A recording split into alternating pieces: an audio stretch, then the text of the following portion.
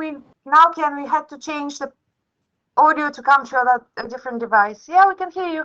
We have 17 students in this meeting currently. Are we waiting for more? Yes, yeah. Please, please just wait them about 2 more minutes. Okay, so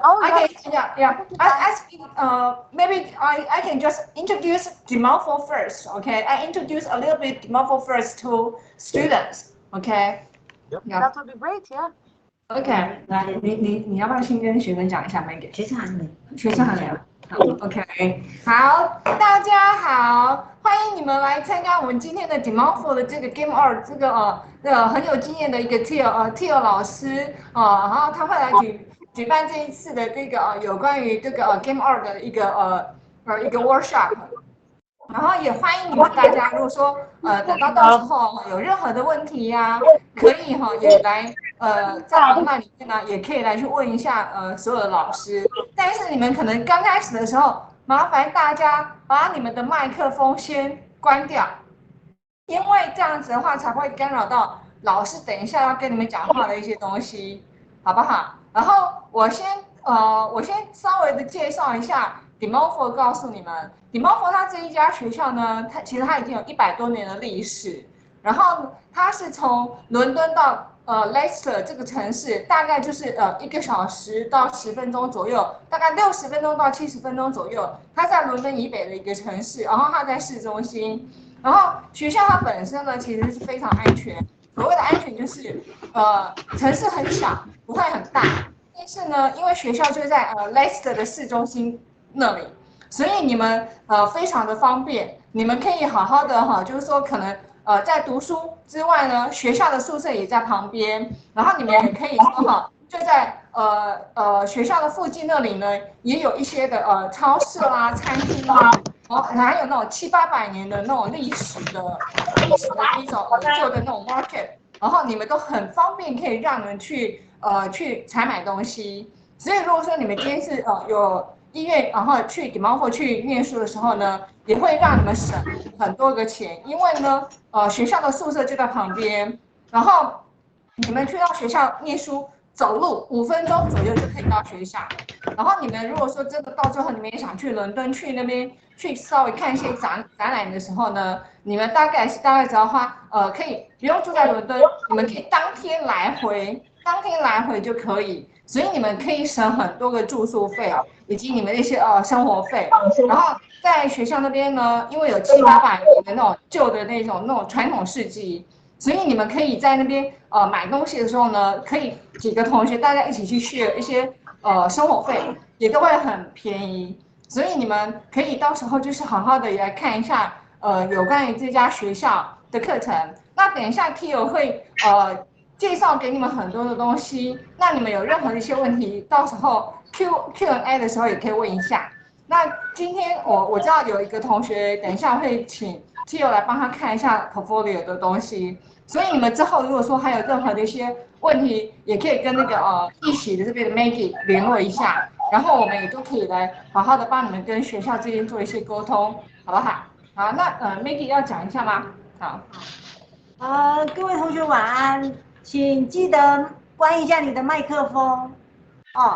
那等一下我们 workshop 对 Rita 没有关 ，Rita 麻烦你要关1个小时左右。有个叫 Rita 郑的Rita 郑，请关一下你的麦克风。好，今天我们工作坊结束之后呢，我们会开放1对1的那个作品集 review。如果同学有想要分享你的作品给教授来看一下假设你要找工作啦，或申请学校需要有作品集的话，可以等会你可以留言，或者是赖我们说你想要做作品集的那个review。OK， 在我们工作坊结束之后，我们目前会开放3位同学来做作品集的审查，所以。现在还有2个名额，如果想要做作品集 review 的同学呢，请等一下留言给我们 ，OK？ 好，那我们我们马上就要开始我们今天晚上的工作坊那有问题请记得你可以透过这个平台的那个举手功能来提问，好不好 ？OK？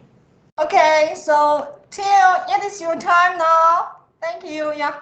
Okay, thank you very much. Just before we start, I wanted to ask, because I can see that still we have some students asking to be admitted to the meeting. When I start the presentation, I wouldn't be able to admit them. So if you don't mind doing that on your end, that would be great. Is that all right? Okay. Thank you. Well, we'll start with the presentation on the course. First, there will be a short video that will allow students to find out a little bit more about the university itself. To share our screen then, I guess. And I'll share my screen in a second. Yeah. Well, did I share it? Yes. Can you see the big blue screen? Yeah, cool. Yes. Super. Okay.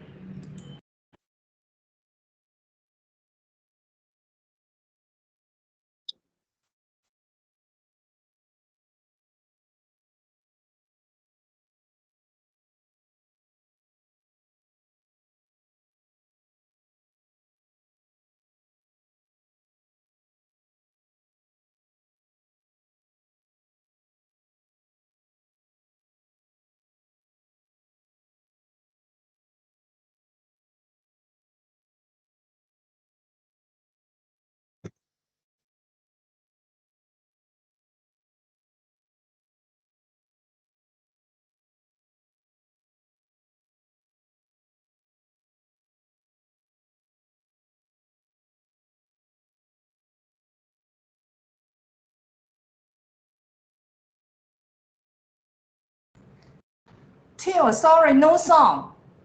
No song. Oh. Let us just check. Is there no sound coming through this?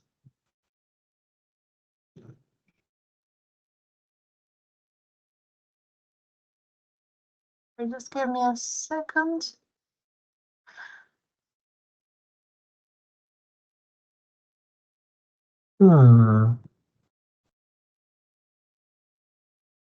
Should we change to different speakers? What is here then?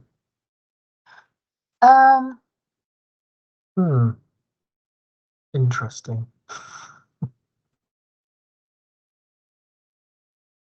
It seems to be all right on our end. We can change to speakers, but then we will not be able to hear you for the time being. Let's just test it. Let's test it. If you could just let us know if you can hear the sound now.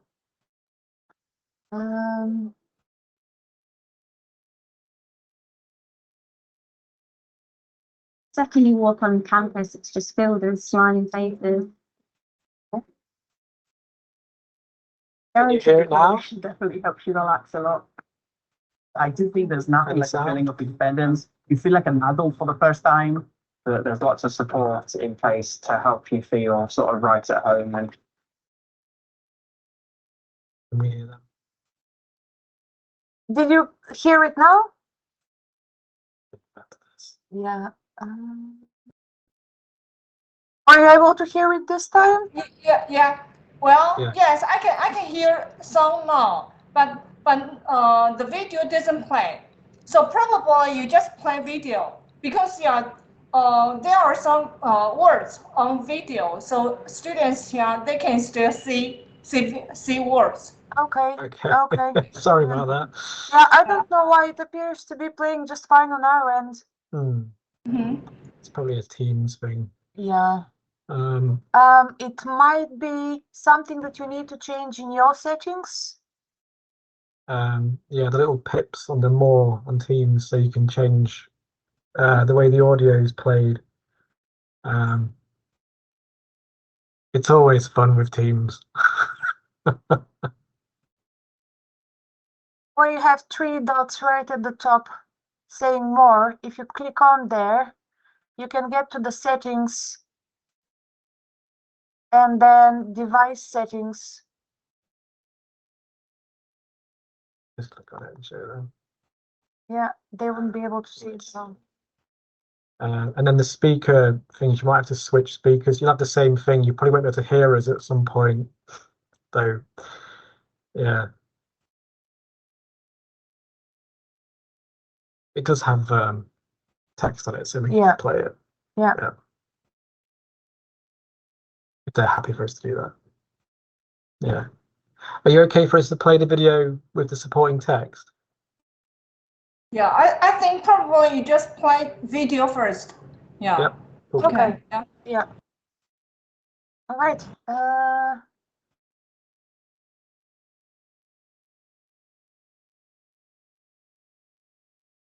On that one.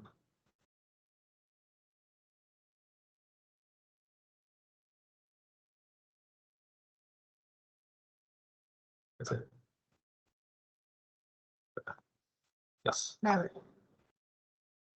And then wait, we can hear them.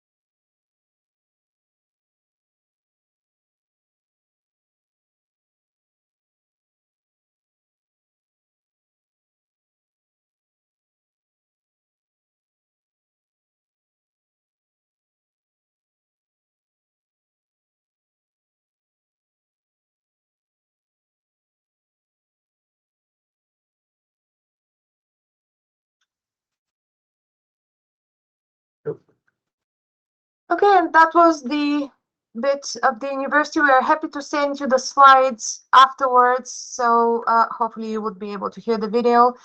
But we are going to start presenting the course, and this is my colleague Craig, and I'm Theo. Good to have you all with us. And we're going to talk a little bit about game art, who we are, what we do, and why we do it.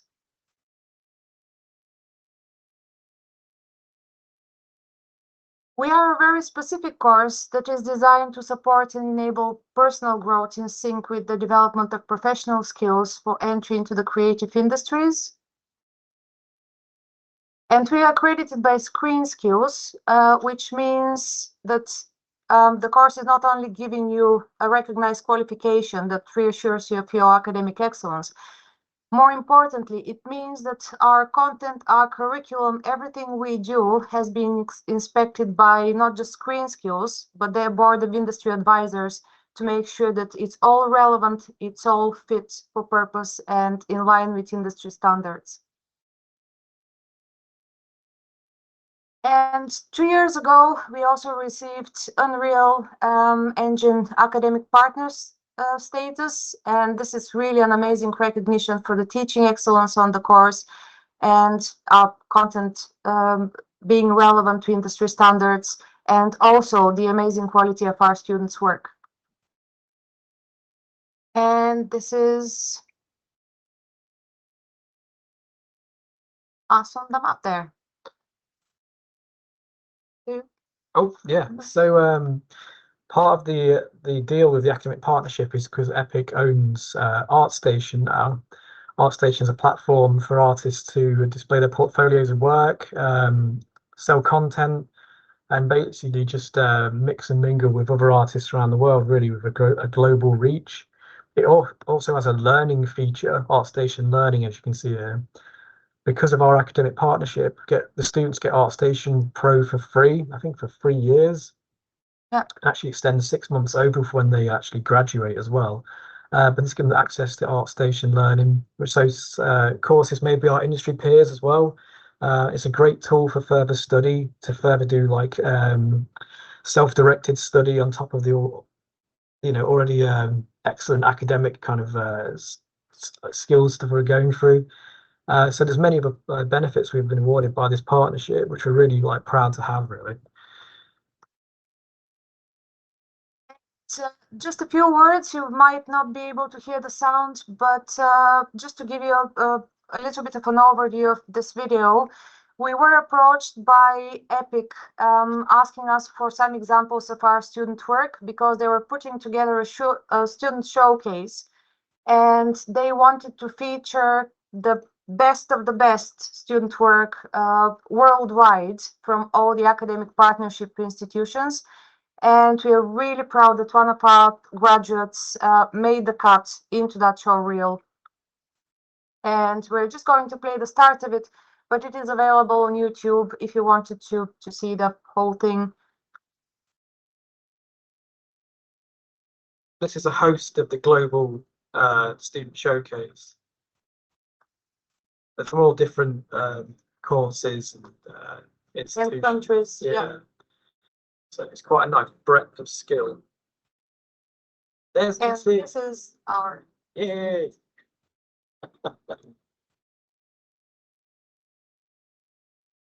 I'll stop that here. Again, you will have the slides so you can watch the whole thing later on. And it is really important to say that our graduates make the games you play. We've had to compile some data for Screen Skills reaccreditation, which is due every 3 years, which means that we had to dig into our graduates' destinations and compile data of which companies they're currently working for. And we found out that we virtually have at least one graduate in pretty much every games company in UK and some around the world as well. Our graduates make games such as Grand Theft Auto, Suicide Squad, Red Dead Redemption, Watch Dogs, Forza, Assassin's Creed, yeah, yeah, and yeah, anything you can think of really. And it is not just games companies. We have graduates who are working at the BMW's real-time visualization team, some working for Fosters and Partners, which is an architectural firm. There is also Holovis, and they're an experiential design company who create immersive and mixed reality experiences. Also, Industrial Light and Magic, they're an American motion picture and visual effects studio. And it's really important to say that we have a great track record of employability. A considerable number of our graduates gain employment in industry. It's very often that some of them get employed at their degree show, which is their formal graduation, or some of them get hired even before then. And just to put a little bit of context to what we do, a game artist makes everything you see in a game. So all the visuals, all the characters, the environments, the props, the vehicles, everything that you see in a game is made by a game artist. And it's important to say, though, that even though concepting and designing are part of this process, we are not a concept art, we are not a design course, because what our students do is mostly in 3D. We graduate 3D content creators, and our students work primarily in 3D to create the virtual universes that make the games you play so exciting or scary or amazing. And you currently do what you know that you can do best and what you know, really. What we do on Game Art is take you out of your comfort zone, because this is where the magic happens.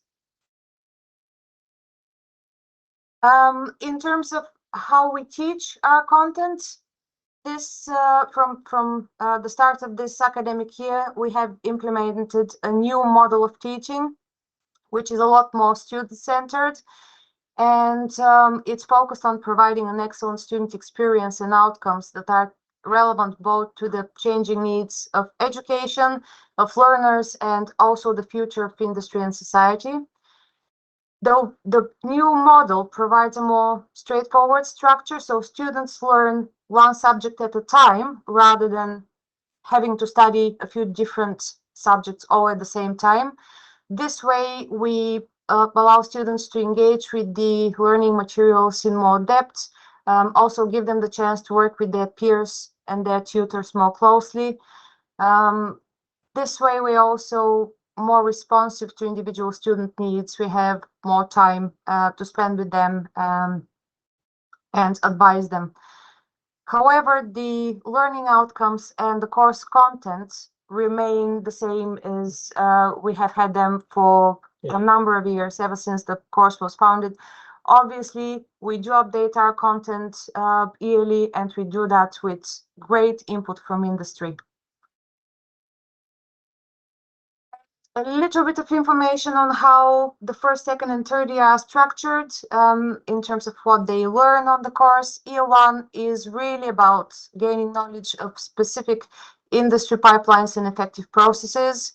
And our students learn to do game art through practical work entirely. There are no exams. They do have a block component as a work development diary, but they don't have any written work as such in the form of essays or exams.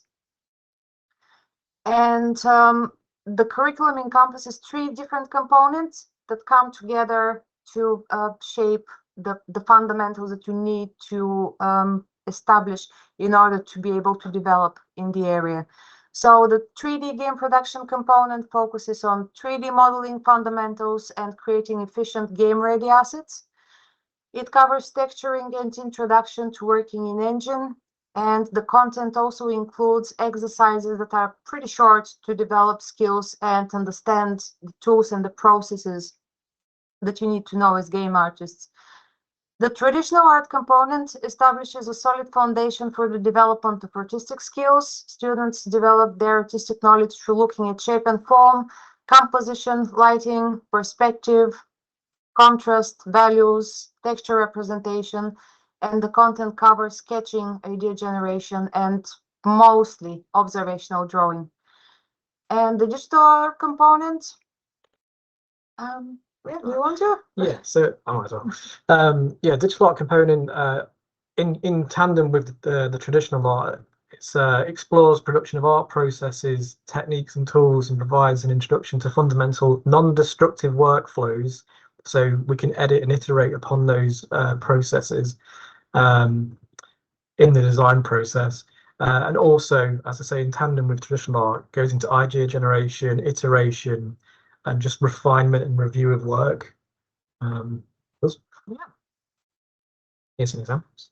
So yeah, some examples of this is all student work produced during first year study, and you can see the subject matter quite clearly. The traditional art component allows students to attain knowledge of drawing fundamentals and principles. They learn about technical drawing, develop understanding of composition and perspective, and build confidence in the use of line weight, values, value variation, use of contrast. They also gain fundamental knowledge of the construction of the human head.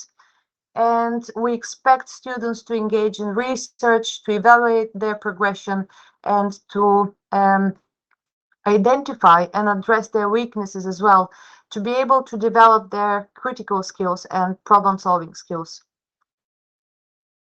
And it's really important to stress that art really underpins what we do. We are a specialist art course. We just happen to do to use a lot of technology to create our artwork. But we do a lot of traditional art in the old-fashioned way, so pencil on paper. Classic, yeah. Oh yeah, digital art component. Okay, so in year one, that focuses on an introduction to fundamental non-destructive techniques, as I discussed before. These are part of the design process, the design iterative cycle, which features idea generation and iteration. And just on this slide here, you can see more observational studies produced digitally, and that informs our understanding of surface properties and how we break them down and perceive them. This is then fed into our construction of texture maps, shaders, and materials, which goes into 3D. So it all feeds forwards, like each component feeds into the next, and then, and it keeps going forwards from there. Oh yeah, so yeah, do you want to do this one?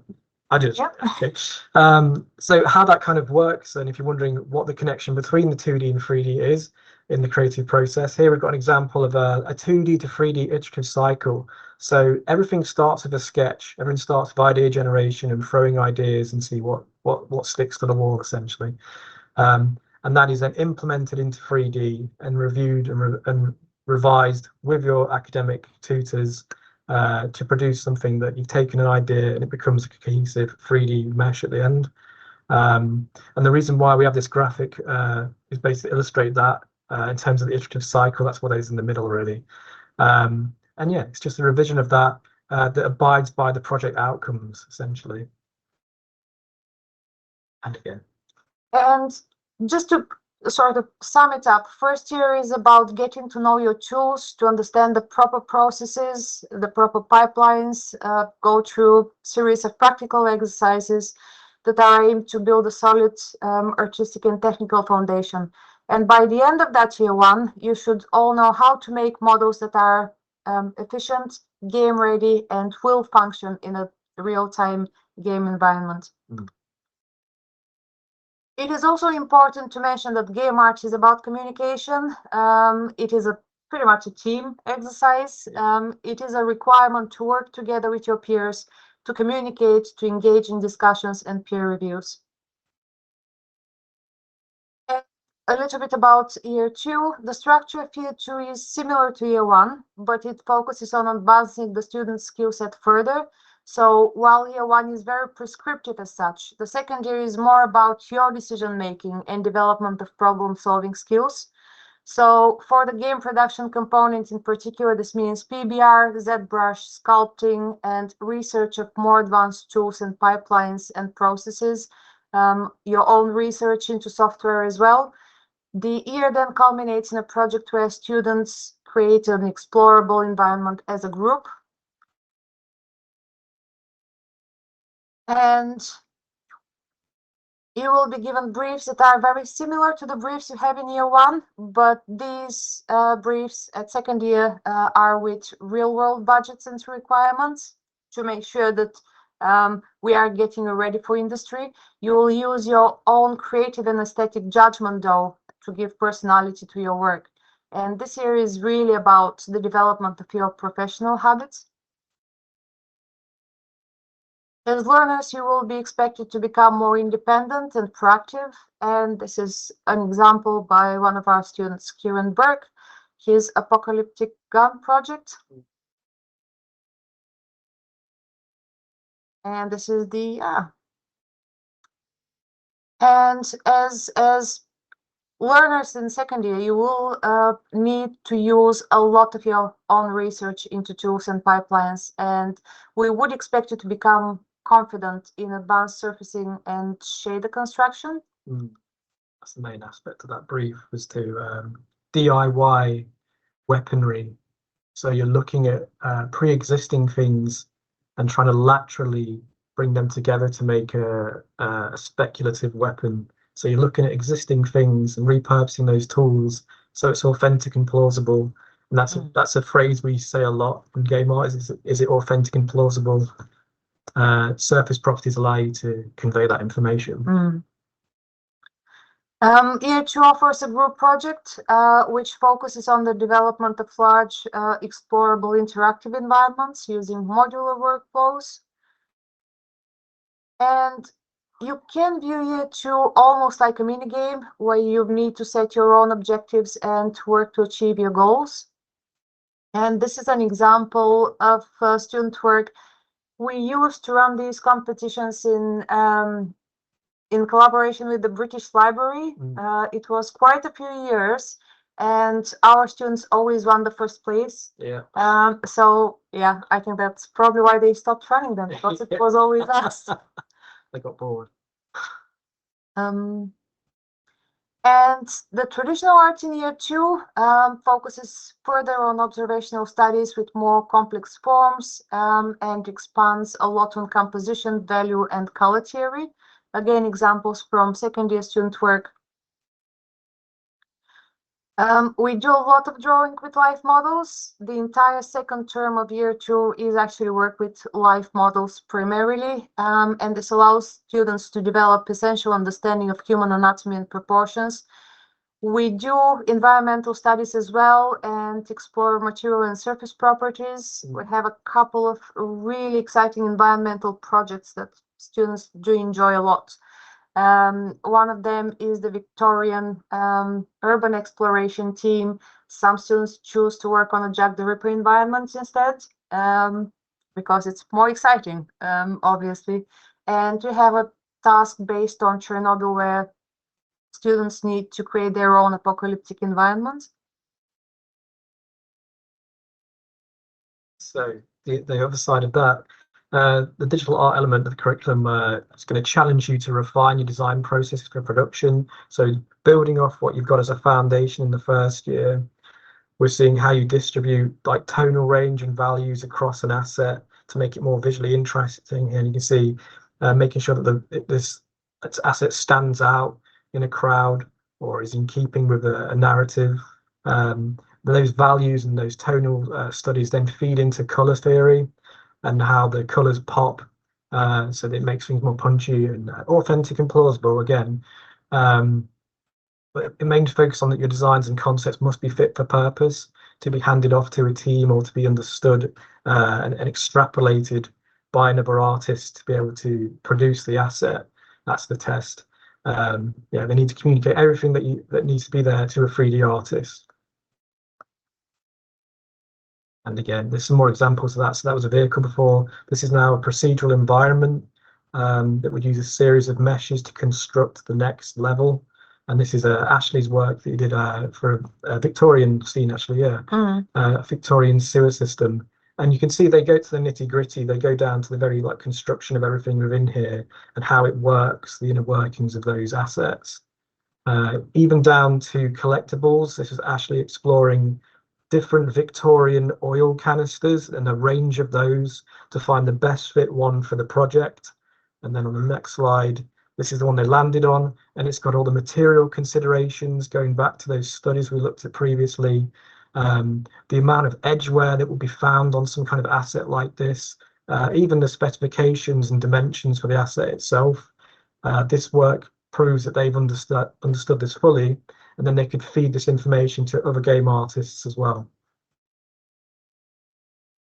This is one of our success studies. This is Shay. She just graduated last year, but she did her third year on an internship. The way it works with us is they have their modules with us, but they're working on a real life projects at a company.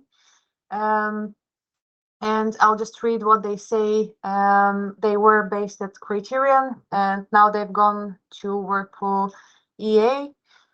But yeah, what Shay says is, it's a really lovely place to work. My colleagues are so friendly and always happy to help me. The best thing is that they don't treat me as an intern.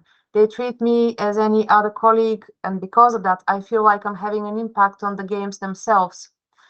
I think my team was especially impressed by how quickly I picked up their game engine from my experience of using a similar one at DMU and by applying my transferable skills.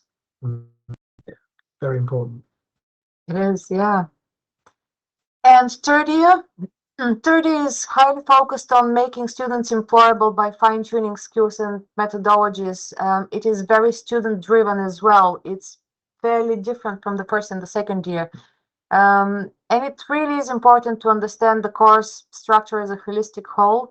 You can't separate the curriculum components as discrete units of study. They all reinforce each other and collectively build to one thing. To get you to a point where you have the skills, the knowledge, and the experience to objectively design, with our support, of course, your own personal third year and fine-tune your skills so that you are employable, so that your skills are honed towards a very specific career direction that you want to take. In Tier 1, students get to choose 2 briefs that are industry set. We have a large pool of industry written briefs. And we do update them every year with a lot of industry inputs. We have built quite an impressive reputation with industry.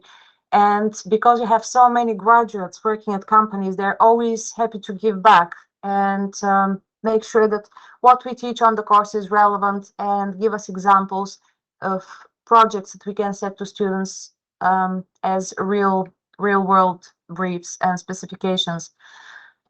Students have 11 weeks to complete both projects, and then the way they're assessed is that the highest scored project gets taken forward as a grade, which is to the student's benefit.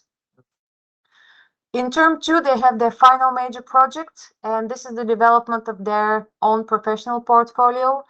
At this point in time, students would have pretty good idea where they're headed in terms of industry, where they want to be a character artist, environment, technical artist, any specialization that they're interested in. And what they do is they write their own brief and assessment criteria. Obviously, they are supported by an academic supervisor and a technical tutor, but it is about producing their portfolio the way they want it to be. And for the past few years, we have been very fortunate to have industry talks practically every week, with very few exceptions, really. Industry professionals are invested in our course and our continued success and our consistent high quality. So it is important to know that game art is a specialist art degree. Even students who graduate as 3D generalists have, in fact, a rather specialized knowledge.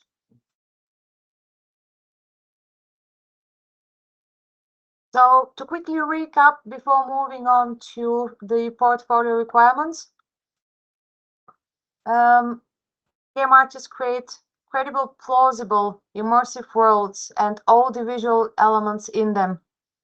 The characters, the scenery, the surface textures, the clothing, the props, and even the user interface components on occasion. And there are various specialisms within the field of 3D art. Could be, as I mentioned before, character modeling, environment creation, vehicle and prop modeling. It could be tech art, VFX art, visualization. Yeah. And this is work by 2 of our last year's graduates. Is this the show reel? No, not yet. Okay. Some games aim to look as realistic as possible. Some you aim for a more stylized look, and this is work by one of our graduates, John Marco, who is actually on the teaching team now because they've been so amazing. And this is Jessie's work that was featured early in the show reel. Jessie was, and it still is, an extremely diligent researcher when it comes to capturing the authenticity of the environment. They really do a deep dive with their projects. And it is the artist's job to model and texture characters and objects according to the style guide and achieve the desired look. This is a piece by one of our alumni, graduated 2 years. That's Bianca's work, yeah. And Gabriel Purpura, who is currently on the teaching team as well. A few examples of recent characters produced for final major projects. And this is Dan Upton's work. It is a video, and I'd like to play that for you because it is a very, very impressive piece of work. Dan is a technical artist now, and this is his final major project. The reason why we show this, Dan actually really struggled with the art side of his degree because he's more technically minded. But because of the skills he'd learned in the 3D programs and how to produce aesthetics that are, just as plausible, he used those skills to showcase a series of different painting styles as a shader in the engine. And this is using, it's replicating like watercolor brushwork and line art. Dan's actually a senior technical artist now at Playground. So they've done really well for themselves because technically they're absolutely amazing. But when they were studying it, yeah, they really struggled just because of that difference in terms of art and technical. Here's the inspiration for their next piece that they did, based on this really like big brush stroke, kind of like oil on canvas winter scene. And this whole scene is constructed from different brush strokes. You can see them all here. You can actually build a snowman from that ball there as well, a snowball, which was quite fun. So there's interactive elements to it as well. But it's all about transporting you to somewhere. Like, we can't go to this space in reality, but you can be immersed and transported to this space by what Dan has created. And that is kind of the point of games, is that they allow us to have wish fulfillment and role play and all this kind of stuff. But yeah, it's transportive in its essence, and that's the beauty of what this is, really. I hope you can hear the music. If not, it's got very nice music. It's quite relaxing. But yeah, everything you see here, like it's all constructed by Dan, obviously taking inspiration from like brush and pen stuff, like kind of like Hokusai type style, and just trying to get that more graphic kind of approach. And that's like much more stylized, I'd say. So yeah, this was their response to like how they could make their art, how they make it work, and using a technical method to produce that, which was quite significant for Dan.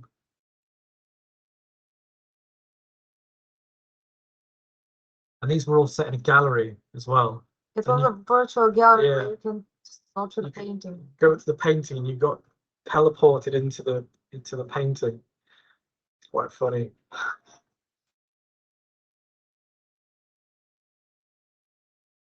There you go. Drop an email. And this is Pat Herbison. We're hoping to get Pat to do a talk for us in the coming weeks. I believe Pat did his term 2 based in industry.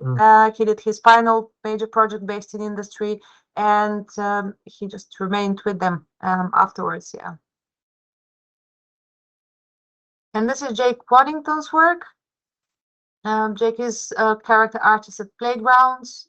Again, another graduate who was employed around Christmas, I believe it was. So he still had a term left to graduation when he got a job. He was headhunted.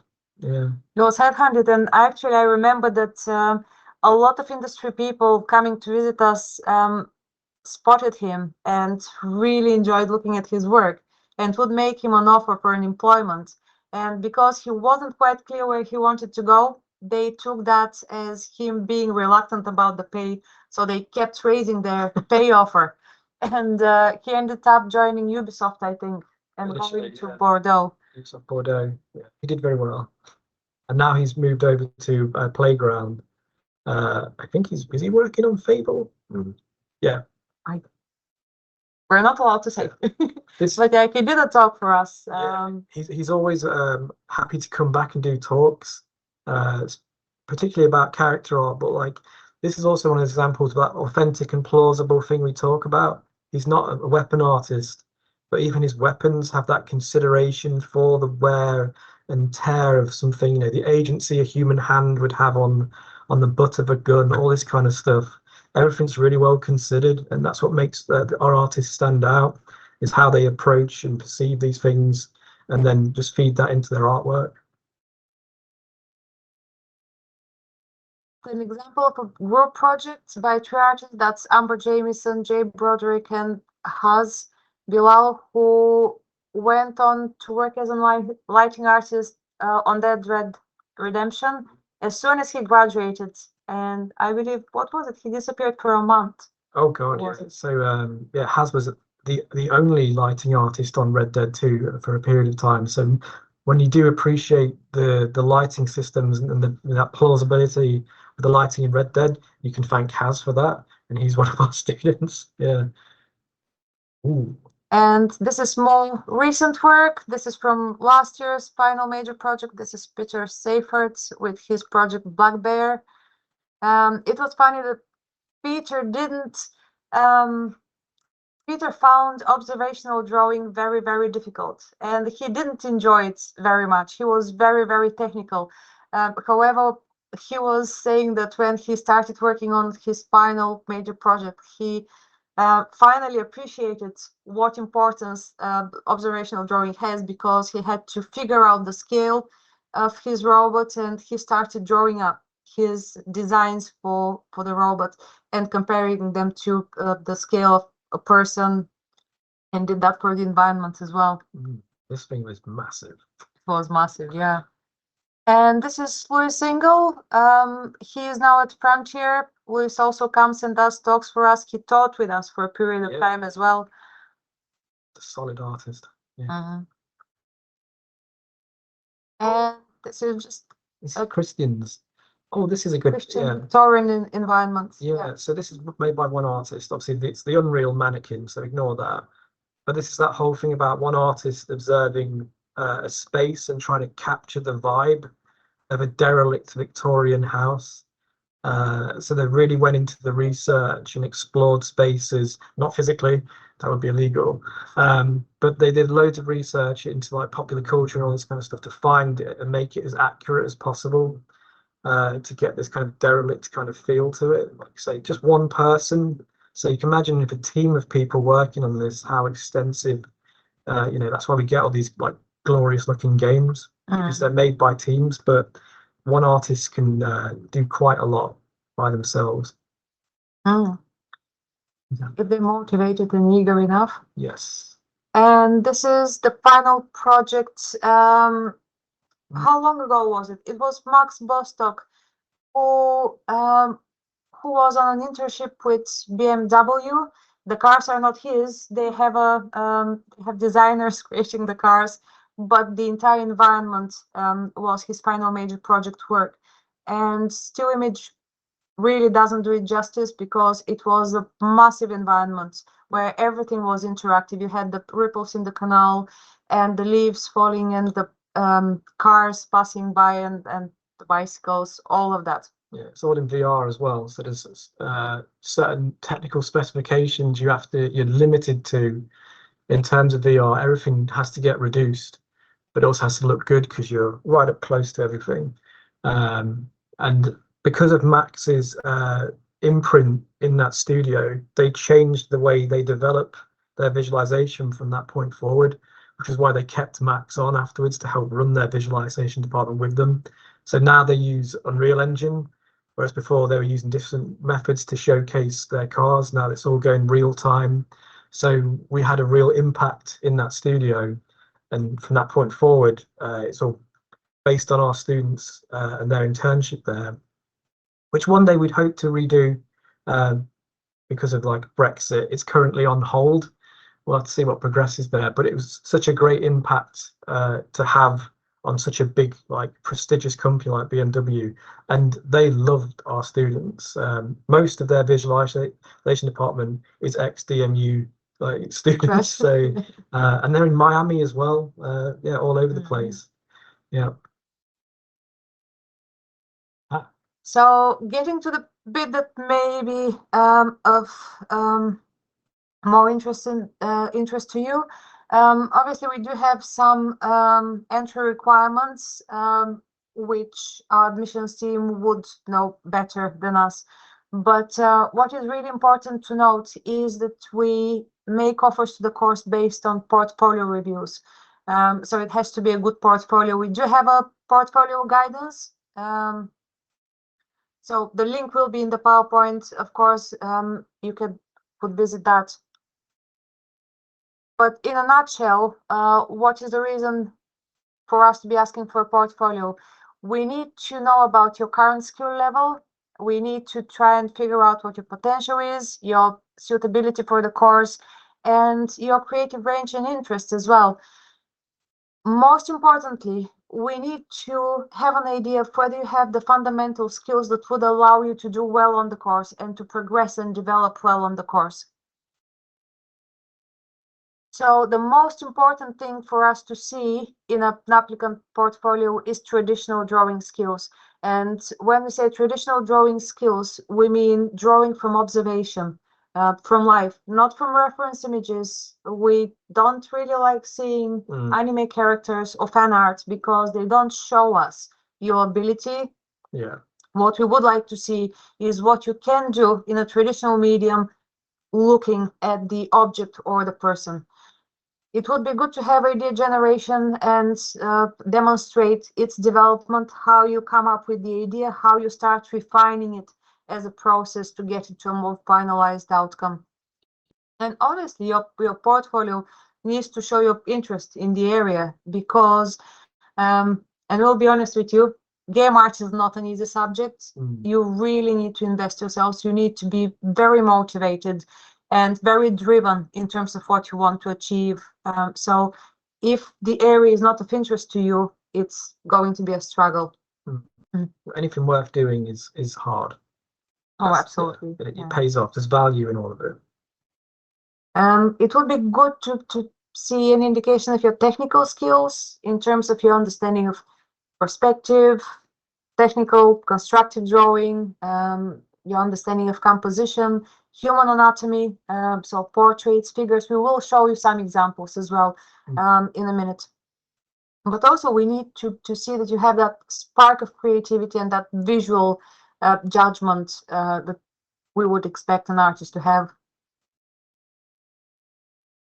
And no, thank you. This is because this is redrawn from books, and we see these images in, if not in every portfolio, in every second portfolio. Redrawing these doesn't help you. So if you wanted to enhance your skills, you need to draw with a person in front of you. Or if you don't have a model, just look at your own hand. Don't redraw something that other people have drawn already. It is about your work in your decision making, and we want to see your observations and not somebody else's photos. This is it. We can tell when people are drawing for photos anyway, but we want to see what's come into your eye, into your brain, comes out to your hand, onto a page. So it's all from you and how you, your perception of the world and how you contextualize it onto a page. It's your own interpretation of what you see. Yeah, because then it's true. And this is just kind of the most essential qualities of what we would expect to see. So again, as we said before, observational drawing skills. And you should demonstrate a range of traditional art techniques. So what we would expect to see as a subject matter included in the portfolio is still life, so not single objects that you have sketched out quickly, but a setting that combines these objects in a still life, so that we can see your visual judgment, your sense of composition, how you would arrange these items. It would be good to have some portraits, some figure studies, again from life, and rural or urban landscape. So just go somewhere where it's really nice, some part of the city that's of interest to you, or go in a park where you have a lot of foliage and interesting overgrowth. Anything that piques your curiosity as an artist, and just draw from observation. Your current coursework, your sketchbooks, anything that you have developed kind of on the side as personal projects, it's really good to see where your interests lie. And just a couple more examples of student work and what we would expect to see as part of the portfolios.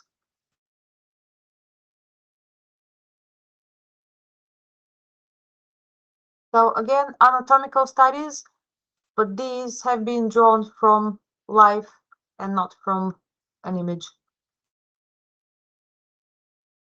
Architectural studies, fully tonally developed, so it's not just a quick sketch. It is actually demonstrating your ability to perceive light and to depict it by the use of value variation and contrast. Color studies are always very beneficial as well, so we can see how confident you are with the use of colors, how you understand color palettes. Some sketchbooks examples with very quick sketches. And there's also desirable things that you could include in your portfolios. Yeah, so investigating like technology, if you're familiar with like Photoshop or Procreate, Illustrator, things like that, any other creative app, showing that you're investigating or maybe using these already is a good thing to show. Like pre-production ideas. So if you are doing projects where you have some visual development and designs that have gone through some testing, like characters, props, anything like that, it's always nice to see these if you are doing them, because it shows us how you work things out and problem solve visually. As Theo said, perspective and stuff is also really important. If you're using digital technology as well to help you and do some of these things, it's also good to see how you're using perspective grids to evidence spatial awareness and your ability to think three-dimensionally, like how things like forms turn, things like this, not just from traditional but for digital aspects as well. And as we've already said, yeah, we're all looking for evidence of good original visual communication skills and an inquisitive mind. So you working stuff out, researching stuff, problem solving, looking at other artists' work, but then having your own take and statement on those things. As I said, don't necessarily want to see a lot of fan art. If anything, that would be, like, as it says at the bottom, the one thing I'd put in there if you really must, and no cookie cutter type artwork of, you know, I would just try and originate stuff. A good example on here, this is one of Fazil's drawing of a little snail merchant. We'd never seen that before. So yeah, and then in the following slides, I've just got, this is just to give you like some insight into some of the processes and breakdowns that some of our students have done when they've done kind of weird and esoteric drawings. So this is from a second year project, and Lincoln, one of the artists here, is just showing you how they want the form and structure of this character and things that would be present there, and they're explaining and annotating, like typed out annotation, what they will be doing. You know, justifications of why they've made some choices in terms of like skin tone, things like this. And they animate slides in a PowerPoint as well to kind of parcel out information. As I said, desirable stuff. It's just to give you like an indication of how to think about how you convey information to other artists. This is a strange horror nun who's actually made of moths. Yeah, never seen anything like that. So it's, you know, So it is very original. yeah, so it's esoteric and interesting, and like how you showcase that information is very important, communicating it to other artists so they can be on the same page, and if they are being handed this off to produce, they understand exactly what you're asking of them. So yeah, I just thought I'd like to show you that as kind of like a nice insight into some of the process and breakdowns of like maybe character development. Still student work, but it's quite nice. And then as an environmental kind of approach, like how a student would reason out a space and all the elements that go within that, so that even the motifs on this platform here, they would iterate upon and reason out, then apply as their final hand in their submission. Motifs like it's all spider related, so this is Katie's work here. There's all spiders hanging off the side of here, which actually are alive, but you would see them as ornamental originally. But yeah, nice breakdown of process there. There we go. And yeah, just to sum it up, it is important to do your research. If your interest lies in the game art industry, you really need to understand what it is that game artists actually do, because it is a professional business, and it is a rather small one as well. It's very competitive. So do your research. Now is the time, really. Do your research into the various roles, because you need to be well informed. It's an industry which is very technical as well as arty, and to be successful, you need to build up your skills to the expected level, and you need to be very, very motivated and hardworking. And finally, just again, to be absolutely clear and transparent, what we do on the course is mostly work in 3D. So we are not concept arts or games design course. We do concepting and designing as part of a pipeline, but it is not an outcome. The outcomes are solely in 3D. And this is it. So you're very welcome to give us any Okay. questions. 以后，同学们大家有没有什么样子的问题，可以问一下两位教授？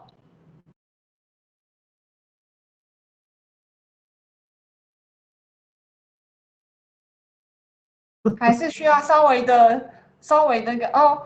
或许我来帮你们问一个问题哦。Theo, because I'm not familiar with game, okay? So maybe I can just ask one question for them, for students. Before they want to involve in this game art industry, what kind of softwares do you think they should have? They should have some fundamental software in order to fit in this industry. You take it? Yeah. Okay, so there's a range of software really, because they're just tools at the end of the day. If I was investigating and testing stuff out, you can easily get a copy of Blender, which is free software. It's almost like shareware, and it's got a nice broad coverage of 3D modeling from primitives, digital sculpting, and then like PBR, which is physically based rendering texture pathways. You can also, if you do have an educational email as a student, you can download Autodesk 3ds Max or Maya, and they'll allow you to have that for a month, and you can play around and test with that. We use 3ds Max because we believe that is probably the better one to have because of specific things it has. So you could investigate that and test that in 3ds Max. But when you get here, we'll teach you from the ground up. So we don't really expect you to have any 3D knowledge because we'll start from day one. But if you're interested in investigating the software, 3ds Max, try out Blender because they're very similar. Any software to do with digital like creation of images, like obviously Photoshop, Procreate if you're using stuff from a tablet. We do predominantly work on Wacom Cintiqs, big drawing monitors, so you don't need an iPad or anything. We spend a lot of money on these huge screens, so please use them. But we mainly use Photoshop because that is an industry standard tool for idea generation. And there are other softwares that are now part of Adobe, Substance Painter and Substance Designer, and a whole other host of those, and they're for originating textures and tileable textures to put into your engine. If you have an Adobe account, you should be able to access those things anyway, at least as a trial basis, or at least to just have an exploration or investigation into. And Unreal Engine. And Unreal Engine. Unreal Engine is free to download. Make sure it's Unreal 5. We do have this doesn't really matter, but we do have a version control of this software when you get here. So we always lock down on a version, so everyone's handing in the same version. Otherwise, because the university updates software annually. Yeah, so we have to lock down. But when you're at this point in time, you should be fine just to download, have a play around. Everything's like technology-wise is always firing forwards into the future. So there's all these like new burgeoning things that will be in there, especially with Unreal 5. It's a very new engine based on the previous one, but it's so powerful now. You can actually edit in the engine now. So there's some features in there that Unreal are telling us, and we're conveying it to students, but it's news to us. Like, so actually, it's amazing. Yeah, we do have, that's probably worth noting, we do have somebody from Epic visiting us in a couple of weeks' time. James is actually the general educational manager, I think, for Epic, and that's for Europe, Africa, and part of Asia, I believe. So he's a very important person. He's one guy covering quite a big portion of the world, but yeah, so he's going to come in and do some further investigations into lighting setups in Unreal. He's doing a technical workshop for our students based on lighting in Unreal, which is a huge honor. On top of everything else. He used to be a teacher at another university as well, so he understands the educational pipeline too, and how that would then feed into the industry pipeline. So, absolute legend. Yeah. Okay. We- So Yeah, excuse me. in year 2, I was just going to say that students get to learn ZBrush as well. So Oh, if yeah. anyone had the interest to play around, it would be a good software to look into. Okay. So for portfolio, how many pieces you will just ask students to prepare for it?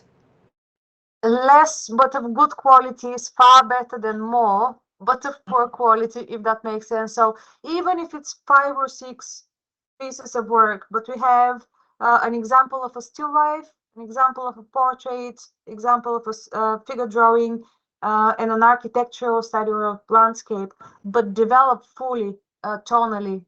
If we have some of them in pencil, some of them in color, basically showing a range, that would be fantastic. Again, we're not this worried if it's all pencil or if it's all color, as long as we can see use of a traditional medium from observation, and it's a good quality. If it's few pieces but of good quality, we would not hesitate to make an offer. If it's a lot of pieces but not showing kind of the fundamental understanding that we would expect to see, then that's probably not going to be good. Yeah. Okay, I see. Okay, so I ask students. 你们还没有什么问题？如果没有的话，我就要让那个 Angel 要来跟那个老师 portfolio review 哦。Okay. Till, we have one student. And she may need your help to check her portfolio. Okay. Absolutely, yeah. Happy to do that. OK， 好，那可能要请其他的同学，因为今天就差不多这样子结束。那如果说你们之后还有任何的问题，也可以再跟那个一起的 Maggie 这边可以再来联络，好吗？那可能请其他的同学先下线，因为这个可能是还是说 Angela 你可以先打开你的麦克风，你愿意把你的 portfolio 跟大家分享吗？分享的只是没有，只是这啊，不是，it's part of the 还没有完整。I don't have much confidence about it. Oh, That's okay. That's all right. Okay, so no, because I just asked Angela, could you share your portfolio with all students? And then she said no. Oh, that's She good. said no. 好， Okay. 那okay, so Angela, you just stay this room. 所以其他的同学可能要麻烦你们先下线，因为这是各自问题、个人隐私问题，好不好 ？OK。所以其他同学麻烦你们先下线一下。如果他们就是真的很好奇想要看，我是没有关系的。哦，如果说其他的人想看你没关系，是不是？好哦。我是没有我是不会那么在意，但就是不要抱太大，就是不要太大期待就对了。没关系。Okay, so Tia, Angel should say, yeah, she can share her portfolio with other students right now. Okay, so can you just pass your screen to her? Actually, and I'm sorry, my portfolio is not really 你可以打开你的荧幕分享。我的荧幕分享，只是我的那个还不算是 portfolio， 很像是很多就是散件的东西。好，没关系。那你要打开你的荧幕啊，我看不到你啊。荧幕我看一下。对，你要打开。所以我要。你打开你的荧幕，然后所以我现在应该是要叫 Tio 让他分享，对不对？麦克风旁边有分享啊？所以是应该他主持人那边要分享 screen， 对不对？只是我有那个就是分享到云端那边。你有分享到云端，只是他现在不行了，因为他从这个 room 那边他要帮你弄来啊，所以应该是老师让你分享对。Teo, can you just share? Can you just click your share screen, and then Angel can just share her portfolio to every student. Yeah. OK， 好，所以 Angel 你可以用了吗？ Yeah, it's there. I just 嗯哼，我这边好像没有那个，就 This 是 one. yeah. 那个， You just 来， 不 close 是， this. 我是说没有办法荧幕你没办法通，分享吗？就是荧幕，你没有我没办法分办法享啊？你没有办法？右上角有一个分享，我没办法分享， Double 我这 click on this. 有了，有了吗？好好，这边有， That work? 你可以用吗 ，Angel？ wait, just for a second. Nice. Oh my god, I can see myself. I can't. Luckily. Can you guys see the Can I borrow your screen mouse? here? Ah. Have you seen my screen, or do Yeah, We can see it. We can see it. Yeah. you can see it? Okay. Yeah. So first of all, which part of the portfolio pieces you want to check it first? Because I have a folder for like mainly animation and mainly game designs. Is there anything that you're really proud of and you want us to have a good look at? Really for okay, so this one is my artworks about my game design character, and this is the character rotation, Yeah. and this is like the original character that I made by myself, like, because this idea is inspired by my pet. Okay. Yeah. But the good thing is you've got a whole range of stuff that's related to this project. You've got like facial studies as well. This is really good. The one you're about to open, is this your reference Yeah. board? Mood board is very we don't often see it in portfolios, but if it's pertaining to a specific, like to a project, it's always good to see, because it shows you how you extract information and distill it into your work, and we can see that you've taken hints from style and then real life, and you've combined it into a character. This is very important skills to show to people. And you're looking at your value and color from, I assume that's your cat. Is that your cat? No, it's like A no. random cat. The fur color of my cat is different, but like the style and the body shape is much more similar. So you're really investigating the quality and character of that chosen subject. Yeah, Like it's good stuff to show. the body traits and like the face is much more triangular compared to the cats with longer fur, like furries. I chose this kind of cat, like the classic image of a cat.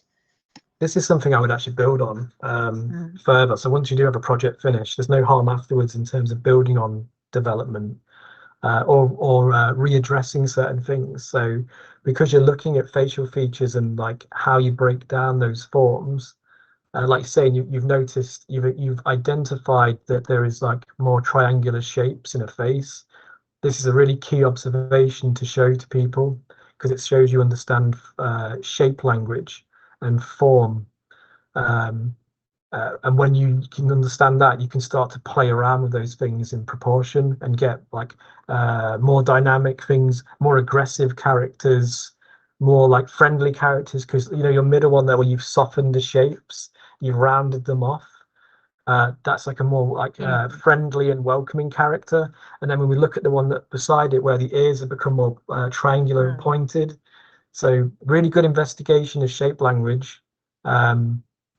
Love to see stuff like that, especially if you identify it in your references and showcase that to people. That's a really cool thing to show. But yeah, this is good. You've done a good body of work here. Yeah. Okay, and after that, I also drew some poses such as the attack, like attacking poses such as she's drawing the bow and the original picture of her walking, and I made this into an animation. Oh, okay. Was it part of the your criteria to do like poses and things like that? Were you asked to do that? Yeah. Okay, okay. Yeah, cool. Like it's just 1 second, but like it's a good 1 second. It's not really long. You could slow it down. Slow it down on the settings. Wait.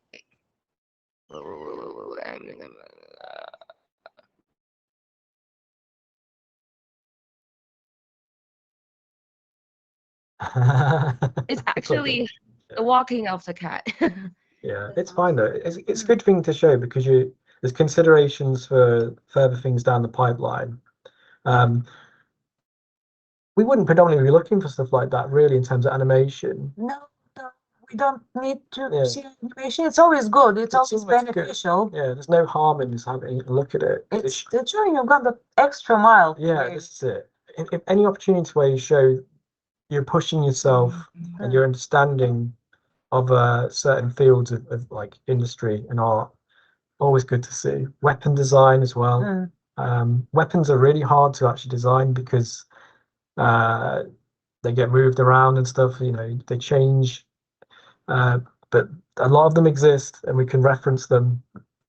Definitely, if you're looking at doing weapon design, do the same thing where you gather reference to inform your design. That's always a good thing to show. Actually, I just got weapons by myself because this sword actually works like a whip. Oh, yeah, like a cane sword type thing. Yeah. And you could and you attack by slashing it.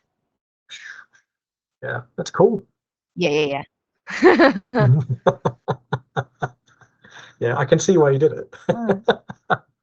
Yeah, this would be one of those things where if you were thinking of doing a little bit of testing out some 3D, try and make something hard surface like that. And hard surface would mean it's just, it's made of a rigid body, rigid form. Organics are a harder thing to comprehend originally with 3D. But I would test out maybe like blocking out that sword. I reckon you could probably, within a couple of days or so, probably have blocked that out. As a further thing. Oh, you've got some color studies here. These would be really good to include in the portfolio as well. I use different colors. I use different color palettes, and it turns out really good. When I'm trying these colors, like the feeling that time, I'm very unsure about like if does black and white will work in every kind of color. I'm just so questioned, and like I tried the colors and it turned out good. Yeah, this is it. Colors inherit their power from values. So if you've got strong values, which this cat has anyway, because you've got a nice gradient, you've got your high key right in the middle there, leading up to the head. That will always take color well. Some colors don't mix well together, but because you've given it strong values as a base, your investigation is correct. Yeah. Which one did you not implement colors? That'd be an interesting question I'd ask you. Did you stick with just the black and white in the end? Yeah, because classic. Because of this, like the design of the character personality is like this character is simple and easygoing, and she doesn't really like complicated stuff. So I wanted to show her personality by her fur color. Yeah, I mean, a black and white cat is classic anyway. You can't beat a classic. But the good thing is you've explored color and tested it out. You've made a rational decision by informed exploration. It's all good. Yeah, it's good. It's good. Yeah, more of this stuff will be welcome, to be honest. And I also have a scene design of this of the battle scene, one of the battle scenes. Yeah. This is the one thing I would look at, and I'd say you definitely need to look at some more perspective. Perspective is really I hard. know. Yeah. It's Especially hard. the pyramid. Yeah. I really suck at perspective. Well, your perspective for your pyramid is right. It's just your horizon would be off the page. So that the city would be off the top because you're looking like that. I'm pointing, I don't even know if you can see me. So the pyramid is actually correct. It's just that the background isn't. But this is the thing. This is why you want to hear all this. You want to identify horizon line, and everything will come from that, or your vanishing points for left and right, up or down if it's 3-point. They all want to converge to that horizon line. And I would always say perspective is one of the hardest things to learn. But if you all start today, and testing it out, then it's a worthy thing to do. Just to be prepared. It's really important for artists to understand perspective. Even when we have students here, it is always the more difficult thing to teach because it's very technical. But you already started, right? And you have got that pyramid right. It's just you need to move the background up. Except the pyramid, everything's wrong. Excuse me, Theo. For this workshop, so you I mean the end of this workshop. So what time is it? I mean until 12:30. You can 12:30. Oh my goodness! Because we have another lady. She's waiting to your advice as well. Okay, so Angela, 所以可能要麻烦给另外一个同学，好不好？ Just one thing to add. It would be good for you to include in your portfolio traditional work. Yes. These are really great. We need to see them in your portfolio, but we need to see drawing in a traditional medium. Yeah. Just pencil.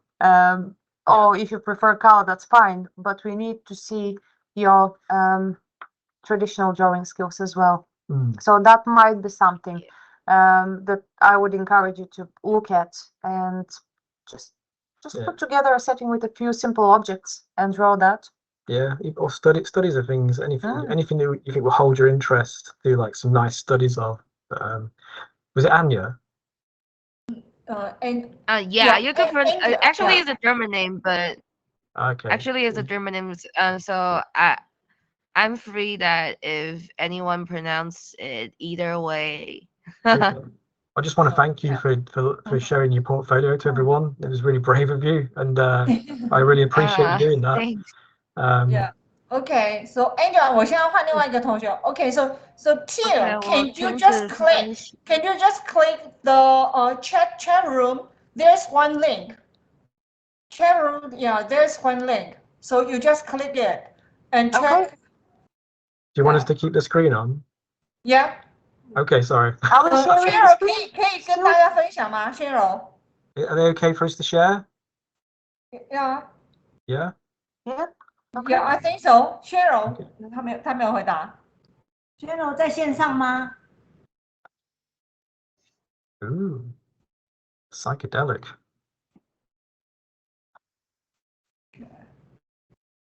Yeah. Is that your design?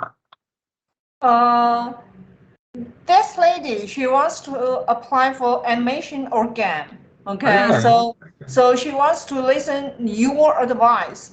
So yeah, probably if she is qualified for applying DMU's program and which program is good or which program is suitable for her. So she needs your advice. Let's have a click through. Okay, yeah. Animation do also want like original character design, so that's something I would definitely include. Similar to like Anya's portfolio, I put a character with walk cycles, turning of the forms, definitely head studies, because in animation everything moves. They're very good. These are very nice. Yeah. They're most of the visual courses on Game Art, we all have exactly the same requirements, and we all say traditional drawing skills, observational drawing. They will say things like they want to see original characters and animation, and some investigations into some of the technology as well, or at least the methodology about character turnarounds and things like that. But these are very good. We would love to see something like this in a portfolio. Ooh. We do have a thing, I don't know what it is about. Well, we would say to do more traditional stuff as well, just in terms of like real life observations, because this is very lovely. But there is a lot of style where it becomes like cookie cutter a little bit, and people do get worried about it, seeing it. It's almost kind of losing the way I see it, almost like losing your creative identity, like just producing outcomes that are very similar to the outcomes of a lot of other artists. So it's always best to I don't know if it's like a Western thing. I don't know, it may be. It's lovely though. It is lovely, but to be successful, you need to have very, very strong visual judgment on top of the technical skill. And that needs to be your own. So yeah, do show us your own idea. So your own interpretation, and traditional drawing from observation teaches you how to see the details, how to appreciate the forms. You wouldn't learn this by doing these type of studies. When we see it's kind of art, it does have like a house style or a studio style, and then the worry is that when it comes to doing things in a real observational setting, you might not have done the pre-work.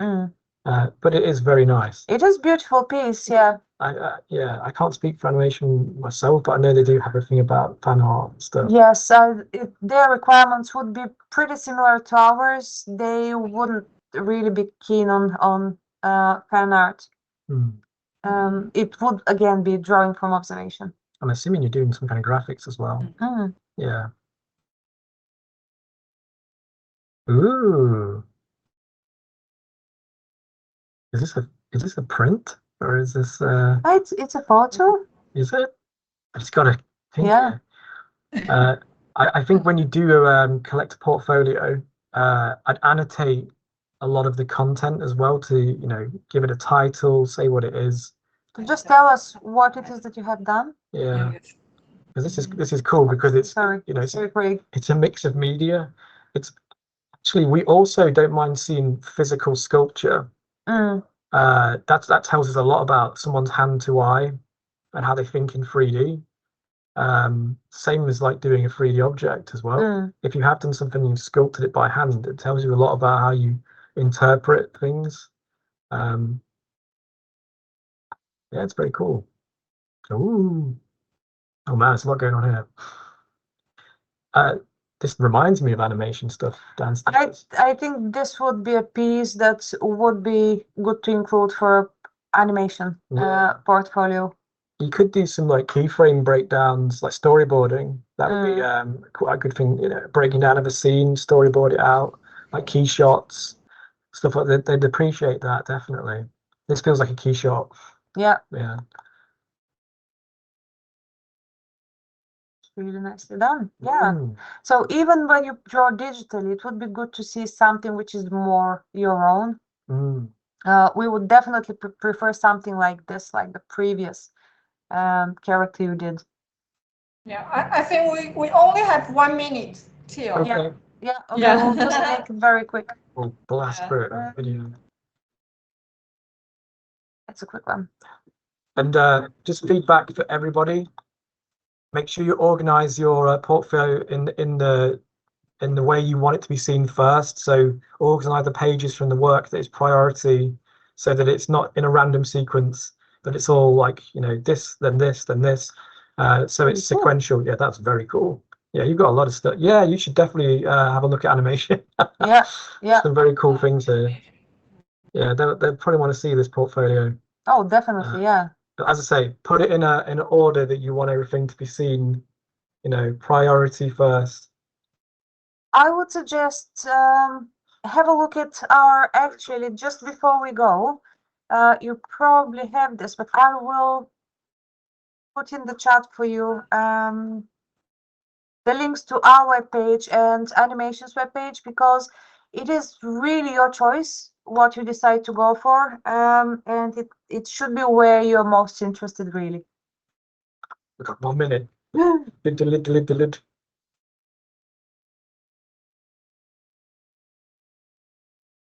So this is the link to our webpage. And I'll give you the animations. So you just suggest her to choose, okay, game, okay, got it. Game art. So she can choose game art or animation, right? Yes, yeah. I'm Okay. just giving you the link to animation as well, because it will give you a little bit more of an idea about what they do on the course. And at the end of the day, you need to choose the course that you feel is for you, based on your personal preference on your direction later on for the future. So we can't advise you on that. Your portfolio would be a strong portfolio for both of our courses. Okay, thank you. Thank you so much. Okay, Thank you very much. Bye. Thank you. Bye. Cheers, everybody. You too. Thank you. Thank you. 谢谢大家的参与哦。好 ，OK，拜拜，Good night. Oh no, you should have your lunch right now. Yes. Yeah, Will do. yeah. And we Good will to have go you. home Bye. now. Okay, bye. Auf Wiedersehen. 好。